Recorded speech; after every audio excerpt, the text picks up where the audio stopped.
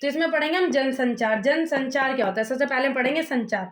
संचार का मतलब क्या होता है? किसी भी मैसेज का आदान प्रदान करना, है ना, वही होता है संचार का मतलब, कि किससे आप किस तरीके से कम्युनिकेट कर रहे हो, कैसे आप मैसेज कर रहे हो। तो इसमें क्या लेंगे, संचार एक प्रक्रिया है जिसमें सूचना देने वाले और पाने वाले की सक्रिय भागीदारी होती है। मतलब इसमें क्या होता है, मैसेजेस का आदान प्रदान होता है, इंग्लिश में कम्युनिकेशन।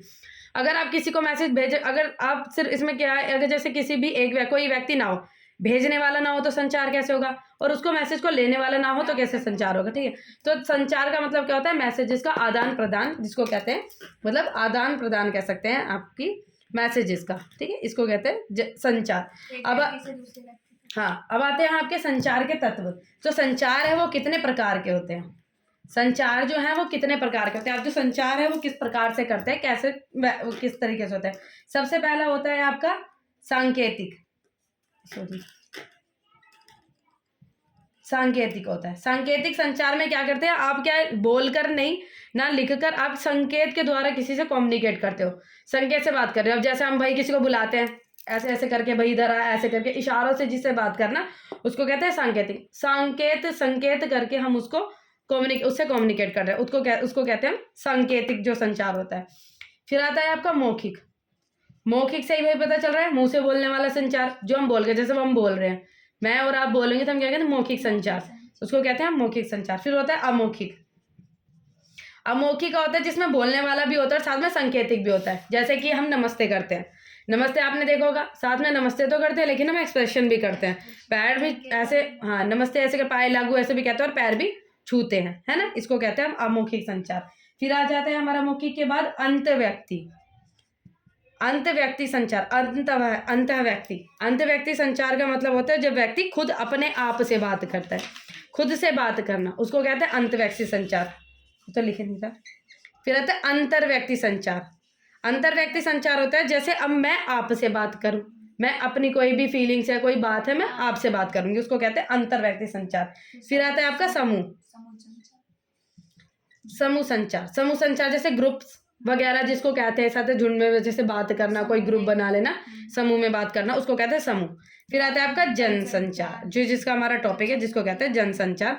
जनसंचार का मतलब होता है जब हम किसी जब हम किसी से आदान प्रदान कर रहे हो मैसेज का, लेकिन हम किसी उपकरण का इस्तेमाल करके बात कर रहे हो। सही कह रहे हो, रेडियो टेलीविजन वगैरह से जब हम कम्युनिकेट करते हो तो उसको हम कहेंगे जनसंचार। तो हम पढ़ेंगे क्या जनसंचार के बारे में, कि जो जनसंचार है वो होता क्या है आपका।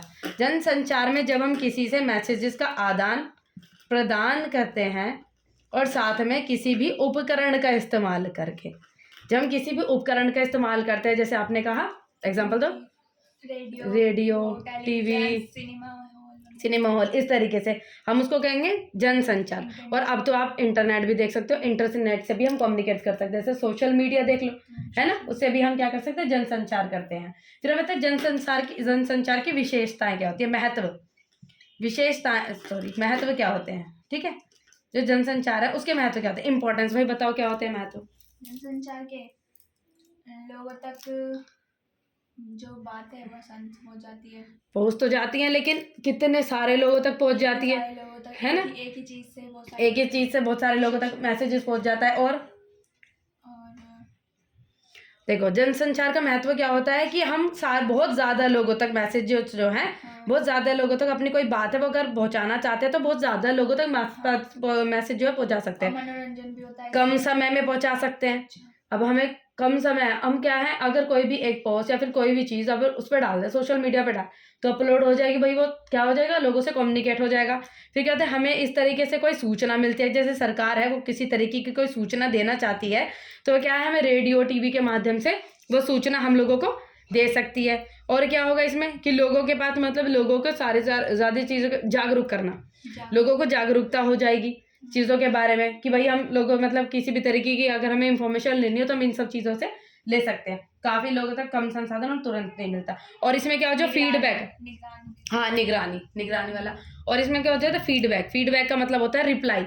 इसमें आपका रिप्लाई तुरंत नहीं मिलता है, थोड़ा सा टाइम लगता है, ठीक है। तो यही फीडबैक से ये पता चलता है कि हमारी सही बात प्राप्तकर्ता तक पहुंची है। हाँ सही कह रहे हो, थोड़ा टाइम बाद मिलता है लेकिन हमें पता चल जाता है कि हमारे जो मैसेजेस है वो जा रहे हैं, सही लोगों तक जा रहे हैं और वो हमारी चीज़ों को सही समझ पा रहे हैं नहीं पा रहे। तो भाई हमने डेफिनेशन देख ली, मैथ भी देख ली और इसके प्रकार देख ली। तो भाई यही आएगा, और कुछ क्वेश्चन आएगा इसमें।